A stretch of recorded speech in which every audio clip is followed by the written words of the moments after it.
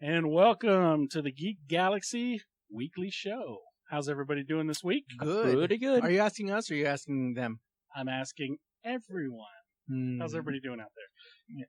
Good. Out there right now? They're not answering. They're not answering. We're not live.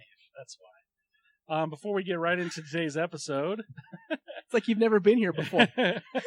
this is also new. It's also It's a new year. It's a new thing. New Year, New You. Let's talk about our sponsor, Cosmic Comics, which is kind enough to let us film here in this wonderful store.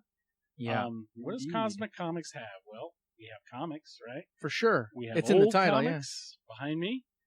New comics, yeah. New comics, which are all along the walls. We have graphic novels, omnibuses, statues, comic book supplies, Figures, Posters. pops, posters, yeah. posters, figures, T-shirts, You want a lanyard? jigsaw puzzles, Yeah. lanyards. You want a lanyard for your keys? We got them. We got them. We got Outlaw 'em. Energy. Outlaw Energy. We We got still it. have all the Outlaw Energy, you guys. Not all of them, believe it or not. They sell about consistently one a week. Yeah, right. You're running out. We are running out. Yeah, I we are see- slowly I but see surely running out. This is cool. You're not going to see. You know what? You don't deserve to see it unless you come down here. All right. There is the Shakespeare statue Right. from Batman the Batman 66 that opens up and it's got the button. I don't know what it does though. What does the button do? Who cares? I mean, I'm just curious. It I was opens the thinking access to the Batcave. I think it like makes from anywhere? sounds. I Doesn't don't. matter where you are. Some guy in his mansion's going, why Yeah. does that keep opening? I don't understand. Do you want a chest from Legend of Zelda that's full of Legend of Zelda comics that makes the noise when you open We're a out chest? of those, actually. We sold out. Oh, and never mind. it- Never mind. Then. It's manga, not comics. Oh, I'm sorry. Okay. That's right. It's manga. Gosh. It's manga. It's Do you manga. get- I love. Do you have any anime? We have manga. Is that? And Is they that look like at you anime? like, Oh yeah. yeah, right over here. No, Just no, like- no. I need anime, but like in comics. You're right, right. I just got a phone call today that was like that. Yeah. Like, I'm looking for anime comics. Oh, we have manga. No, I'm looking for anime comics. And Okay. yeah, Like, that was an interesting conversation. yeah, so yeah, we got anime comics Right, too. right. Yeah. We're talking about a sponsor. Sorry. Sorry. Yeah, all sorts of stuff. All sorts of stuff. Yeah. So come on down in beautiful Las Vegas, I was Nevada. going to say, you want old Western comics with photo covers from old TV shows? We got those. Yeah, We got including those. one We with got Nick those. Adams somewhere down there. Right, we got Nick Adams on a. I got to buy that comic. Yeah. They probably won't be available by the time It's you get good back here. stuff. Anyway, come on down and visit Cosmic Comics because it's really awesome. There should be probably pictures right on CosmicComics.com. Absolutely, You can go yeah. to CosmicComics.com. That's right. Yep, and you can go to Facebook page, Instagram page. We put up stuff all the time, and that's it. All right, on to the show. What is the topic this week? This one came to us from Taikaiju Taikaiju. Tony. Ooh, So explain it to us, Taikaiju Tony. What are we Yeah, talking about What today? are we talking about today? Movie pitches for any reboots you're thinking of or any upcoming movies. Nice. Yeah. So How- sequels and reboots. how would we How do would it? we do it? Right. Indeed. All right. You want me to start off? Heck yeah. All right. My pick, it's a little different. You know, I kind of batted around the ideas of like bigger movies, but you know, I kept coming around to like, you know, either that exists as it is and it's kind of good for what it is, or it was kind of one of those things where it's too easy of a go. So I wanted to pick a little horror film from 1983 titled The Keep, which is based off of a novel from 1981 also titled The Keep. Okay. If you've never read it, it's actually an amazing book. The film came out in 1983, very, very, very famously disowned by its director, who is Michael Mann, Miami Vice himself. Oh man. It takes place during World War II, where German soldiers occupy this pass in basically Transylvania, or, you know, current Transylvania, and they come across something which is based in myth, but it's also something far beyond what we think a myth of vampires is. And it's amazing. The movie and Michael Mann's disownment of it had more to do with his, I guess, his conflicts with editing. The finished movie is much shorter than he intended, and he didn't have final edit rights. And if you watch the movie as it exists it's haunting. The visuals are unique, as Michael Mann's visuals always are, but it does feel strangely abbreviated. But there's a lot of good stuff in there. This is a movie I would love to see redone. I would love to see it given the attention it deserves. That's not to say that Michael Mann didn't capture some of the major points of the book. He did. He really did. He captured, the conflict between the German regular army and the SS troops that come to occupy, thinking he's an incompetent boob because his men keep dying. Mm-hmm. Things like that. It encompasses some of the relationship between the father and the daughter, the Jewish father and Jewish daughter that are brought in because they're occult experts, basically, to tell them what's going on here. Because every night somebody dies. Dang, this movie sounds cool. I gotta watch. And they can't figure it out. It is cool. I think last time I checked, because I actually bought it, I want to say it was like $6 on Prime, and I don't think you could rent it, so I was like, let's buy it because I love the movie. You can't get it on home video; it's never been because Michael Mann wants nothing to do with it. I guess it's never been. It came out on VHS, and I want to say that was it. Jürgen Prochnow in it, Gabriel Byrne's in it, much younger Gandalf. What's his name? Ian McKellen. William McKellen, yeah. He's the older Jewish scholar is in it. So it's got a lot of big names in it. For its time, a lot of these guys weren't known, except for possibly Jürgen Prochnow. Right. Jürgen, who? You don't know who he is? He was in a lot of movies in the 80s and 90s. He hasn't been in a few years now. Did you see In the Mouth of Madness, John Carpenter? You remember the guy who played Sutter Kane? The crazy curly-haired guy that played the author that wrote those books that made people crazy? That's Jürgen Prochnow. Oh, okay. Wow. Yeah. So this movie sounds awesome already. Right. It kind of is. Are you doing a reboot or a sequel? No, the guy, No, I'm talking about you. No, I'd be doing a reboot. Okay, yeah. No. Okay. Modern audience, sure. Yeah, and if I could, I would try to actually keep intact a lot of what Michael Mann did. Not to say you wouldn't have to use different actors and stuff, but a lot of his atmosphere was really cool. Of course, some things are changed, but Michael Mann, being if you're not familiar with Michael Mann's work, especially through the 80s, he's a very visual director. Miami Vice is actually probably the most popular thing he's done, but he's done a lot of amazing visual films and movies, or TV and film. I would try to keep some of that in there because it generally is sort of a haunting film. It feels haunting. It's a little unsettling. It's very interesting. It's a very 80s soundtrack by Tangerine Dream, I believe. I would try to keep those factors intact, but yet make it a bigger, richer story that took place in the book that the movie just sort of chopped over. That's what I do. I mean, it's not a fancy pick, but it's certainly something I'd like to see done right. As much as I think Denis Villeneuve, or whatever his name is, Villeneuve. Everybody calls him Dennis Villeneuve or whatever.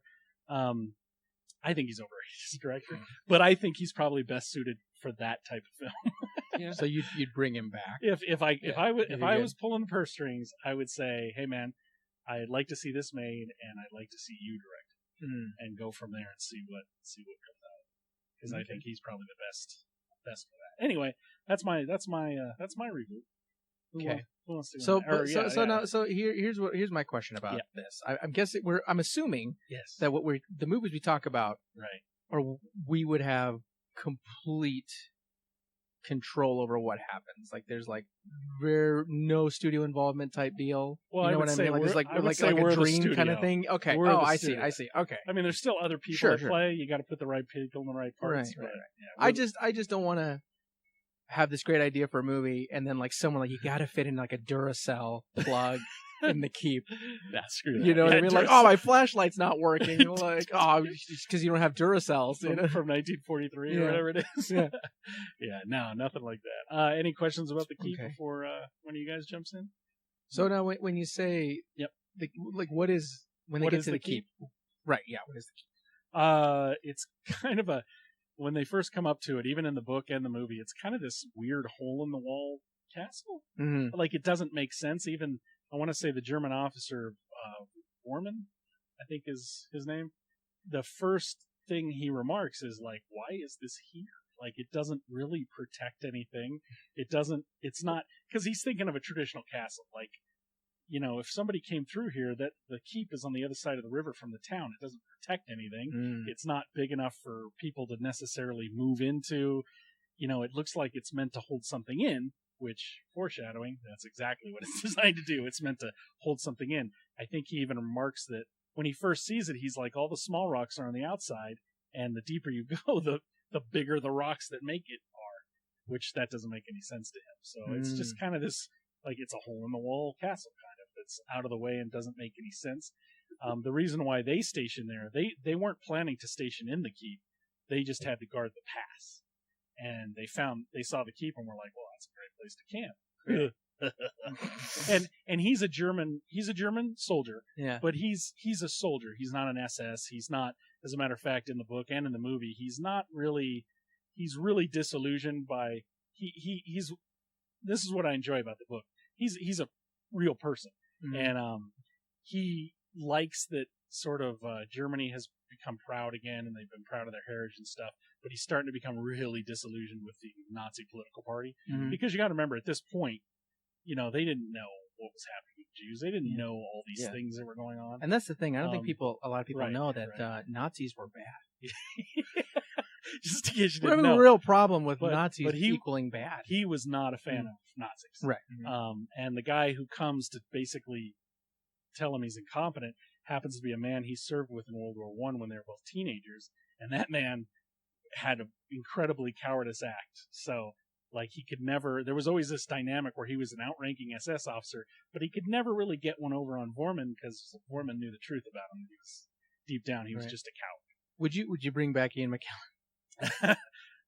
No, because he couldn't play the young version, if that makes sense. Sure. The old Jewish scholar, this creature manipulates him, and in doing so actually heals him to make him not necessarily younger, but he looks older than he's supposed to be because of this disease he has, and he sort of heals him. So Ian McKellen, he's getting too old for that, I think. He might be could do it. I don't know. Yeah, I mean, we do the deep fake thing all the time. We just saw Luke Skywalker in The Mandalorian, right? Young Luke Skywalker. Right. So, why not do it again? Which, by the way, CGI Luke Skywalker looks better than holiday special Luke Skywalker. Yeah. Oh, yeah. Isn't that because Mark Hamill was in a car crash? He was in a car crash. Oh, he looks tired. Well, he's tired. He's heavily makeup. I think there's still swelling. Yeah, that sucks. It actually, if you look at Star Wars and Empire Strikes Back, his nose is different. That's because of the car wreck. Yeah, he had to have pretty heavy reconstructive surgery. So who would you have? Who would you have play that role then? Oh my gosh, I have no idea. You have no idea? I didn't think that much of it. Oh, okay. Sure. It'd have to be somebody. Gosh, I wish I would have thought of that. That's a good question. Michael Fassbender? Oh, Fassbender's pretty good. Maybe. I think he'd probably be better as the SS officer, to be honest. I think as long as... Because Vorman was he was letting himself go a little bit. He was overweight. You think Fassbender won't do it? He was disillusioned with the army. You think Fassbender won't drink a milkshake every day just to get in trouble for the role? Come on now. Yeah, that's true. That's true. As long as you don't make it a franchise, he's golden. Yeah. He kills either he kills franchise or he chooses bad franchises. But if you don't make the keep a franchise, he should be fine. That's true. That's true. And the creature was more an effect. I mean, there was a guy who did his voice, but it was sort of a creature effect monster. A guy in really heavily weirded muscular makeup, but the visuals were interesting, if strange. Okay, all right. So who wants to go next? Okay, I'll do it. I'll go next. I was gonna do Star Wars. I really thought about Star Wars because I was like the sequel trilogy, and I think we talk about it enough. Right. So I'm just kind of going to backtrack it. I was going to go with my second choice, which is just kind of a weird movie called, and I think I might have talked about it on here before, called No Holds Barred. Right. Which is a movie written by Vince McMahon. Just a movie written by Vince McMahon and Hulk Hogan. Have you seen this movie? No Holds Barred. No Holds Barred. It's terrible. It's a Hulk Hogan It's movie. terribly good. Yeah. It's insane. I've seen the DVD of it in Zia Records. Where he's like in blue and he's like, Hulk Hogan. Yeah, that's it. Yeah, so just a quick recap. I guess in this world, wrestling is real, or it's not, and people witness a murder at the end. So Hulk Hogan's in it, not as Hulk Hogan, strangely enough, but as a Rip Thomas. I was gonna say Rip Taylor. Rip Thomas. That is his name. I'm gonna wrestle. You're huge. And if you want to be entertained, and not necessarily for the right reasons. No. Sometimes for the right reasons. Listen, guys, this is not an Oscar award. This is not the crying Citizen Game. This is not Citizen Kane. It's not the crying game. Yeah, this is a weird movie, probably very likely for a very niche audience, such as myself. Right. But Kurt Fuller plays an evil businessman, which is a role that he's born to play. I was gonna say, Yeah, and he brings in Tiny Lister, who died a few months ago. Yeah. As Zeus to take down one of the most famous wrestlers of all time, Rip Thomas, played by Hulk Hogan, because he won't. I forgot what it was. He won't throw a wrestling match. He won't throw a fight because wrestling is real, I think, in this world. Right. So he won't. Either way, it's real or not, girls, he killed him at the end. So I thought about like what would make this movie, because I love this movie. It's so absurdly stupid. So if it's so good, why would you reboot it? Because I hate Hulk Hogan. Okay, that's you got me. Number there. one. Yeah, number one. Number two, I think this movie is bat crap crazy. It is, right? It is. Yeah. So like legend has it, this could be real or could not be real, but I can see it. I could see it being real.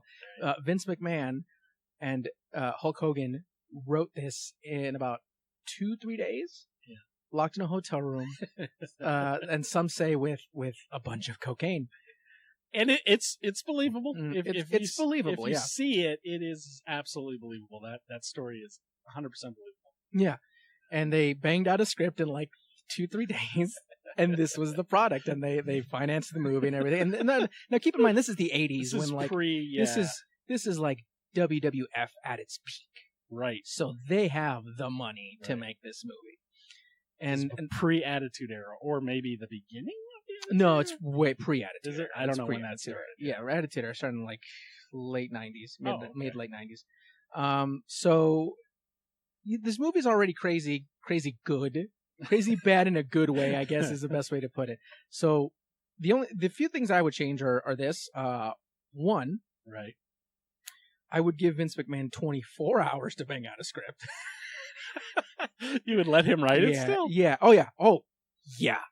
Him and Hulk Hogan writing it are what make it insane. Okay. So I would be like, they'd be like, I need 3 days. Use the same shooting script.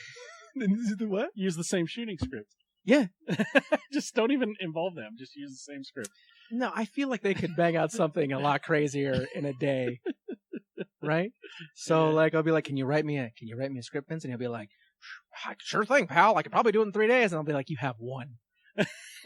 You have one, and here's all this cocaine. I would double the cocaine. Here's a Ziploc gallon bag of cocaine. I'm like, you have to be in this room with Hulk Hogan for a day with a mountain of cocaine. It's like Scarface style, right? No food, maybe water, I guess, if you're gonna be a baby about it. Right. And just be like, you have 24 hours to bang out a script, and I will make this movie. That's number one. Number two, I would get rid of Hulk Hogan completely. Yeah. Here's my idea. Here's what I would do. I mean, look, he worked for the movie. Yeah. He worked for the movie, which is fine. What I would do is I would take him out of the Rip Thomas role. Right. And I would give that role to the Macho Man Randy Savage. Oh, so we're going back like to 1988. Oh, yeah. Okay, yeah. Hell yeah. That's what I thought we were doing. Hell yeah. Heck yeah. Right? And not only would I do that. Oh, yeah. Oh, yeah, Rip Thomas, yeah. That's the other thing, too. I'd rename him Bonesaw. Dude, yes, Bonesaw. Rip Bonesaw. Yeah, he needs to have one of those like really cheesy 80s wrestlers. Bonesaw's ready. Yeah. Directed by Sam Raimi. Maybe he can do it. He can do that kind of frenetic style. Him or Edgar Wright. And the other thing I would do is the only thing I would say when Vince writes the script is like, you can write everything except you don't write Rip Thomas's dialogue. Macho Man writes his own. All you do is when he says something, you just give him a general idea of what to say, and you let Macho Man Randy Savage run wild. You Stan Lee that sucker up. Yeah. Oh yeah. So you have someone say something, and then when Rip Thomas Rip Thomas just leave it blank. Yeah. Reacts angrily or something. Yeah. Yeah, and then just have the Macho Man just go right off the top of his head. Now I know there's probably a lot of people who I'm in a position I'd rather not be in. Yeah, that'll be when he's being bribed. Right. He's like, so will you do it, Rip? Like, I'm in a position I'd rather not be in. Yeah. I would just let him go. I would just let him go crazy. I'd just like, just go wild, man. It'll say right there what the general idea, and then you just go nuts. Every line of dialogue is a promo. Yeah. Macho Man. Yeah. Macho Man promo. Now, I understand that some people do not understand the gravitas that is the Macho Lenny Man. Poffo or I forgot his real name. How did I forget his real name? Something Poffo, Randy Poffo. I don't remember. The Macho Man Randy Savage is one of the best promos in the game. A promo is when you just basically say how you're going to beat someone. Right. You just go crazy. If you go on YouTube and you look for the best promo that he's ever done, it's called Cream of the Crop. Actually, if you just go to the best wrestling promos, I guarantee he'll probably be one or two in there at least. But search for Cream of the Crop. Oh, that's a great one. That's the one I've showed you. Cream of the Crop is one of his best promos that he's ever done, and all he is talking about how great he is, and his only visual aid is a little plastic thing of creamer. Right? That keeps appearing and disappearing. He's just like a magic trick. It's really weird. Right. The cream rises to the top, and I am the cream. Yeah. I mean, it's insane. And of course, Mean Gene's great. Yeah. That's how I would change it. Cool. I think it needs to be more. It's already off the wall. Right. Make it, yes, it is. More insane. Right. Make it more. And keep Tiny Lister. He's great. Oh, yeah. Especially if you're going to make it back then. Heck yeah.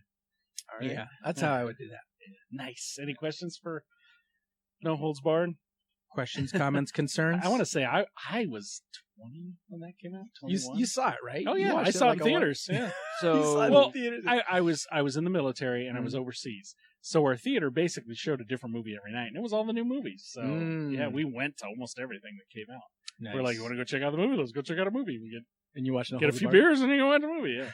I watched a lot of movies I would have normally watched. Well, okay, you weren't a wrestling fan. At that time, I actually was. You were. I was like 19, 20. Sure. Yeah. Guys in the barracks, you all sit around watch WrestleMania. At that point, it was like WrestleMania 3 or something too. Sure. Yeah. So I liked Macho Man. Yeah. Oh, okay.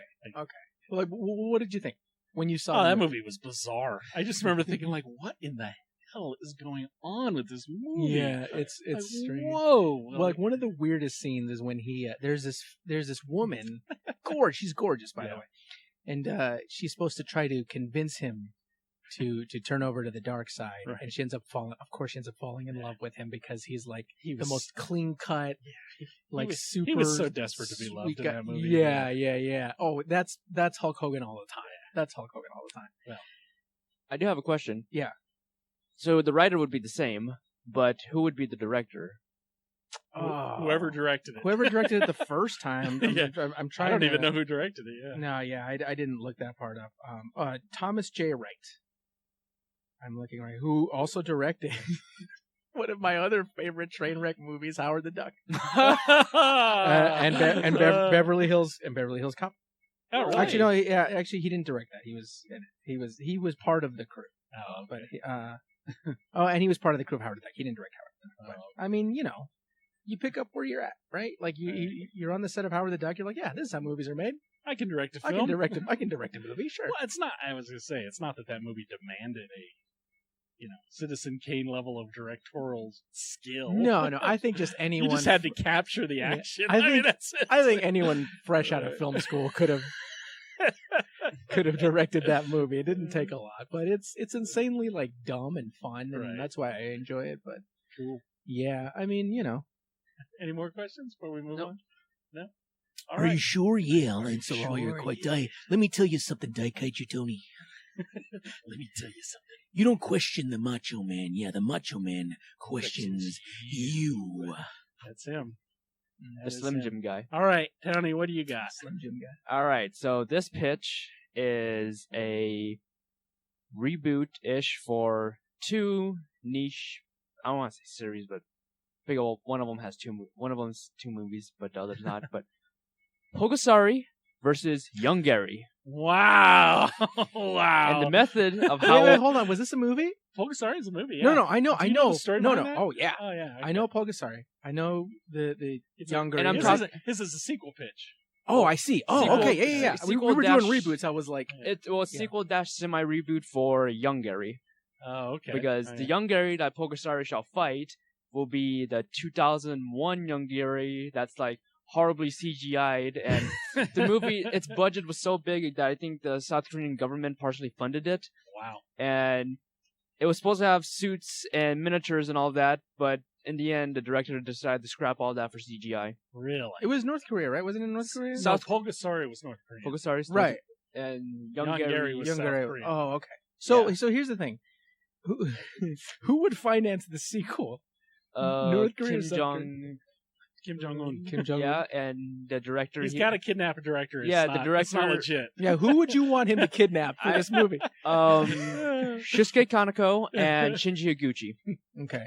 Nice. Because Shinji Higuchi, with Shin Godzilla, that originally there was supposed to be a whole animatronic, but they scrapped that for making him CGI for the rest of the movie. I'm like, okay, let's do the same thing. I would love it if they made this movie with one of those directors, and the directors are like, hey, I want to go to the premiere to see my movie. I was like, sure. I got, I learned my lesson the first time. Right. If you don't know what we're talking about, I would say look up Pulgasari. Pulgasari, the story behind Pulgasari's director. Yeah, yes, that's great. Anyway, I'm sorry. Go ahead. It's amazing. That is worthy of a movie. By itself, dude. That would be a fantastic movie. Yes, Pulgasari, Pulgasari. I think Pulgasari. Think so. The fact that it's not a movie, just North Korean monster movie, Pulgasari. You'll find it even if you spell it wrong. The fact that it's not a movie now makes me sad. What, Pulgasari? No, about the director. All right. And here's my idea for the story. It would be the most... He was kidnapped, by the way, to make this film. Yes. For Kim Jong-il. Yeah. It would be the most politically incorrect and possibly politically charged movie in existence. Right. You think some of the things that South Park made fun of Kim Jong-il in Team America, there's a reason why they did that. Yeah. And the making of Pulgasari is one of them. Go ahead. Sorry. So basically, the United Nations would create young Gary as an attack against the North Korean people. That's awesome. And how do we find a monster? We make a monster too. Yes, because logic is sound. And the way Pulgasari would be created is because of the United States Space Force shooting a fossil similar to how it happened to Pulgasari in the 2001 movie. Right. And to power up first the North Koreans, they discover baby Pulgasari who's a lot cuter than Minya, to be honest. And they just feed him every atomic bomb they feed baby Pulgasari. I thought he ate steel or iron. Yeah, he ate steel, but to update his origins and to make him modern weapons. Yeah, feed him with modern weapons to have him stand up against young Gary. Dude, I am all for this movie. Yes, I am all for this movie already. Yeah, no, please keep going. I'm sorry. He eats raw cordite. Yeah. And they just end up duking it throughout the entirety of Korea. Right, just smashing the DMZ. Here's my question, and I might already know the answer. Are you thinking suits? You're thinking tokusatsu, like straight up dudes in suits? There should be moments where the CGI is intentionally bad, like when Pulgasari grows big, or when young Gary is born. Right. Oh, okay. It should be. I like it. It should be animatronics that's like heavily layered with CGI, like the Colossal Titan from the live-action Attack on Titan movies. Okay. Because that thing was beautiful. Yeah. Sure. And Shinji Higuchi, he did a great job with that, and he did a great job with Shin Godzilla as well. Yeah. Now, would this be like would you want like an American type production, like with American actors? Would you want like Asian actors? If Kim Jong-il were to abduct an American actor, Nicolas Cage. Oh my gosh! Force Nicolas Cage. Nicolas Cage? Now, as revenge, he kidnaps James Franco. Oh yeah, yeah, James Franco. He's like, I'll get you back. Now you're gonna be in this movie whether you want to. Not only are you kidnapped, you gotta be in this movie. You gotta be in this movie. I think he'd be all for it. I think like one of the only, all right. Yeah, like one of the only jobs I've never had is guy in a monster suit. So yeah, let's do it. Oh yeah, he gets to play one of the monsters. Yeah, sure. He's not in it. His face isn't in it. That would be great. He made fun of the Supreme Leader. He's not gonna be in it. Yeah, and the voice of Pulgasari is Seth Rogen. Oh, yeah. I can't. Oh yeah, and okay. Anyway, go ahead. And while promoting the movie, while the movie's being promoted, they're gonna forcibly force every McDonald's chain in the world to have Pulgasari and Youngari shaped chicken nuggets, like how there was back in 2001 when there was Young Gary shaped chicken nuggets. There really? Yes, and there was a commercial where a guy gets fried. This is in Korea, I assume. I don't remember this. Like Yes, awesome. if McDonald's doesn't promote this movie, we'll destroy McDonald's. Oh my god. The only way to do that is to hold Ronald McDonald hostage. That is fantastic. Just put him in a room like we're not messing around, Ronald, and they kill the Hamburglar right in front of him. Oh, man. Can I say that's fantastic? That is the best one. That is. That is I think you I win. am, Yeah, I am, I think yeah. you win. Oh yeah. This didn't become a competition until you said yours. Yeah, that was amazing. Yeah, that was fantastic. I'm all for this movie. Right. So we're all done with that, right? Yeah. I want to do this thing with you guys. All right. So while I was doing research for this and writing stuff up for this, right, I came up with like a bunch of weird ideas when trying to find mine, and I thought we could do something fun. Okay, I want to play a game called Green Light or Pass. All right. Okay, so I have 20 very quick movie pitch ideas. So we're either going to green light this film or we're going to pass. Or you're going on to the pass script. on it, right? So Pass on script, yeah. like I need like rapid fire answers, right? Okay. Like, okay. So I got 20 of them. I'm just going to hit you. I'm going to say reboot if it's a reboot or a sequel. I'm going to tell you what the idea is, and then you tell me if it's All a right. pass or Right. a green light. Okay. Right. Here we go. Ready? All right. I wish I had a Put some time on the visual clock. for Can that. you put some time I on the was clock? going to say I wish I had a visual for that. Here we go. Ready? I got to go all like Micro Machines guy on this. Here. Okay. All right. Here we go. All right. Reboot. Logan's Run, but it's set in the present, and you undergo carousel when you yell at technology like it can understand you, or you use phrases like "kids these days." Green light. Green light. There was already an episode of that cartoon Green close light, enough definitely. that kind of references Logan's Run. Oh, really? So Okay. I could Nice. see that working. Sequel. Nightmare Before Christmas. Still curious about other holidays. Jack Skellington takes on the religious part of Easter. Yes. Green light. Green Yes. light. Reboot. Romero's Night Riders, but it's the guys from Jackass doing all their own stunts. Now pass. Night Riders is amazing. Yeah. It's bizarre, but it's amazing. Plus, So it's a pass? That's Yeah, pass it's for a pass, me. because, I love that movie. Actually, Okay. it's weird, but I love it. because the way Johnny Knoxville does his stunts, it has to be in front of a bunch of people and like Not worth of a movie. Okay, yeah. cool. I got a few more. There was this weird underlying seriousness to Night Riders. It kind of makes it endearing. I just want to see those dudes Okay, joust yeah. on motorcycles. Motorcycles, To be yeah. quite honest, they could probably do that as a segment. They don't even have to make a movie about it. Right. Sequel: Little Shop of Horrors with the original ending, and the last human survivors try to kill Audrey too, and they're led by The Rock. Oh. It's still a musical. Green light. Oh, Yeah. Oh hell yeah. It's still a The musical. Rock Hell yeah. scene. Still Yeah. Rock. Yeah. Okay, reboot: The Last Airbender, but the director has to watch the entire original series and not hear it secondhand. No pass. No. Pass. Well, Because I've always been against that kind of stuff. It already exists as a series and it's amazing. You don't need to do a movie version. I would see book 2, but like half the budget of M. Night Shyamalan's what he used for the first movie just to make it worse. Yeah, that was at the height of his pretentiousness. All right, reboot: Chitty Chitty Bang Bang is a horror movie. It almost is a horror movie. Green light. What's the movie? Chitty Chitty Bang Bang. I don't think I've seen that. It's a kids movie from the early 70s. It was It's a Disney movie. written by a horror guy actually, and it has some like horrifying scenes in it. Actually, it's got some crazy scenes. Yeah. But I don't want like a I'm complete trying to remember who horror the movie. heck wrote that. It was somebody you wouldn't expect. I'll find out and let you know. Okay. Reboot: The first Dungeons and Dragons movie, but it's the cast playing D&D, and it's DM'd by George R.R. Martin. Sure, but it still has to have Jeremy Irons overacting. Oh yeah, no, they're all in it. Okay, good. They're all playing. Jeremy But Irons- George R.R. Martin is the DM. Yeah, I think you get Oh, it. Jeremy Irons better be the guy that like wipes the board and he screams a lot. Yes. Yeah. Yes. No. No. Oh, Ian Fleming, the guy that wrote James Bond. Oh wow. Wait, He what? wrote- He wrote Chitty He wrote Chitty Chitty Bang. Chitty. I knew it was somebody you would not expect. Okay. Sequel: Avengers: Apocalypse, where they fight the formidable Pace Pot Pete. Avengers as in Marvel Avengers? Or the Yeah, Spy as a movie? Marvel Avengers. Oh, I'm all in for Pace Pop Pete. Green Pace, light. Pace Pop Pete, what's that? He was this really cheesy villain He in had a early glue Marvel. gun. He had a pot and a glue gun.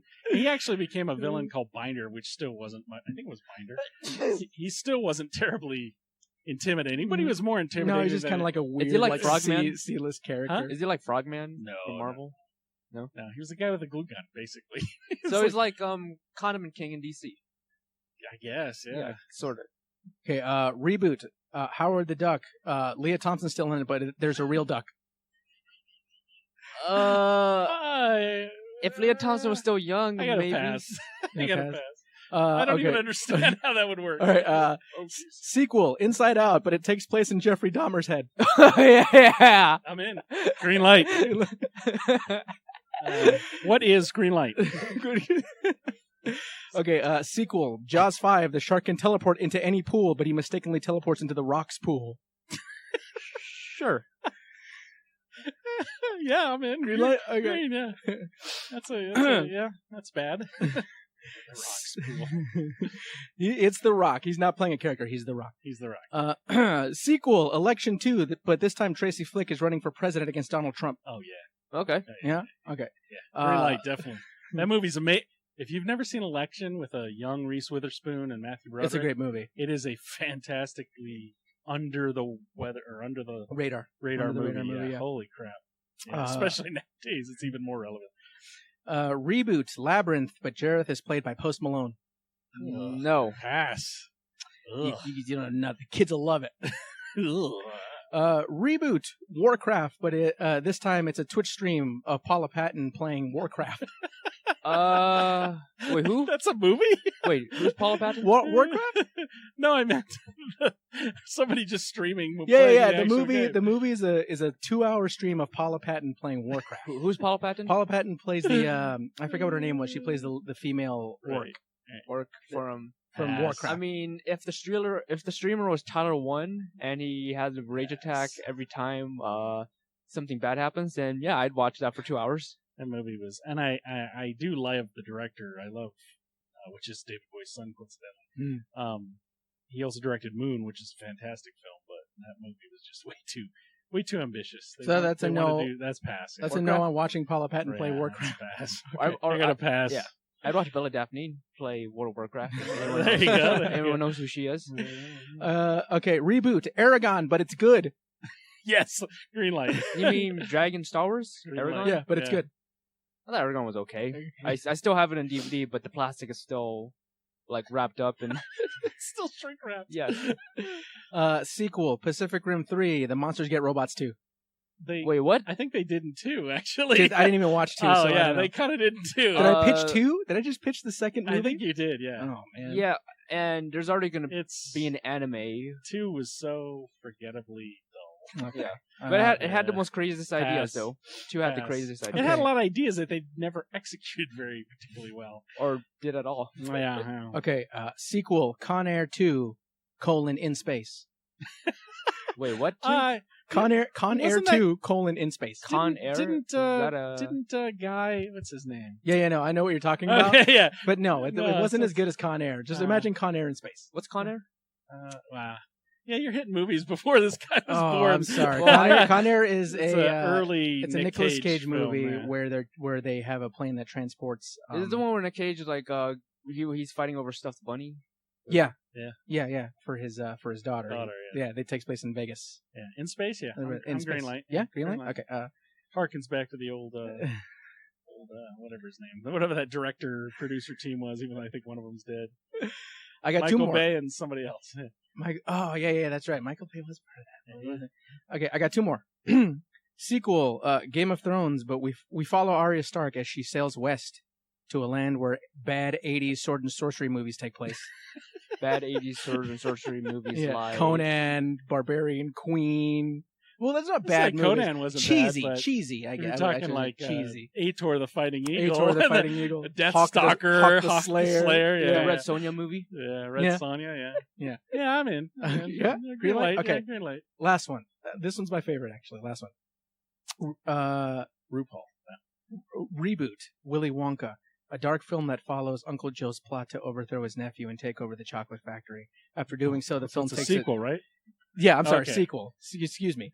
Sorry, let me start again. Sequel, Joe, yeah. Willy Wonka, a dark film that follows Uncle Joe's plot to overthrow his nephew or his grandson and take over the chocolate factory. After doing so, the film takes a turn into a Scarface-like plot. Yes. Yeah. I'm in. I want to see Oompa Loompas get into gunfights and Oompa Loompa with a chainsaw. Yeah, you're right. I realize it's supposed to be Grandpa Joe. Yeah, I'm sorry, Grandpa Joe. Yeah. Yeah, Green light. Green light. Yeah, that's it. Powdered chocolate. Yeah, I'm good with that. I got one honorable mention. Sure. That you and I hammered this out over like an afternoon. Yeah, at work. At work, we got nothing. I hope no one's watching from work. We got nothing done that day.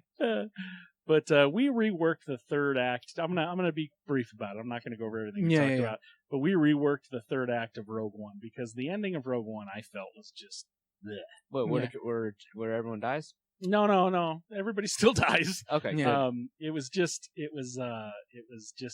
Okay, well, let me just start. I'll lay it on the line. Sure. First of all, so Donnie Yen's in it. Yet another wasted Western movie that Donnie Yen's in. Yeah. First of all, give the people what they want. Make him a Jedi. Oh, that's what I was waiting on. So when he exposes himself as a Jedi, this unleashes a whole chain of events that makes the ending make more sense. And let me lay it on you. So he exposes himself as a Jedi. What's the first thing Darth Vader, who's now, by the way, entering orbit? There's a presence. I know that presence. It immediately draws Darth Vader down to the planet. Now this horribly overpowered guy is out of the picture. And we get a badass Jedi fight. Yeah. We actually get to see Darth Vader actually hunt down and kill a Jedi, which we have yet to see. Yeah. And obviously, he wins, Darth Vader. Of course, but we're gonna get a really awesome fight with Donnie Yen. Yeah, with Donnie Yen. So this ties up Darth Vader so that everybody else is able to do what they're able to do without this whole other crap. Which basically the part that didn't make sense to us was the whole idea of how they get the plans to the ship. But then Darth Vader's there, but then the ship escapes just so they could show Darth Vader hacking down a bunch of nobodies. Yeah. But that just shows how badass he is. We know how badass he is. Yeah. You know what we haven't seen? Hunt down and kill any Jedi. Yeah. Which we were promised in 1977. Right? So now you get that. So essentially that's the gist of it. I'm not going to go into too many details, but I mean you would have given fans a little more of what they wanted. You would have got to see some cool lightsaber action. Yeah. And that would have changed the whole dynamic of the end. And honestly, admittedly,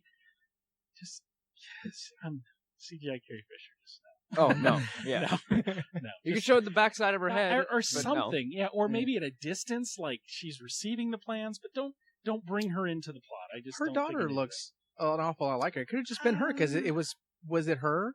Was it her daughter that was like standing in? Oh, I don't know. And they put the face over.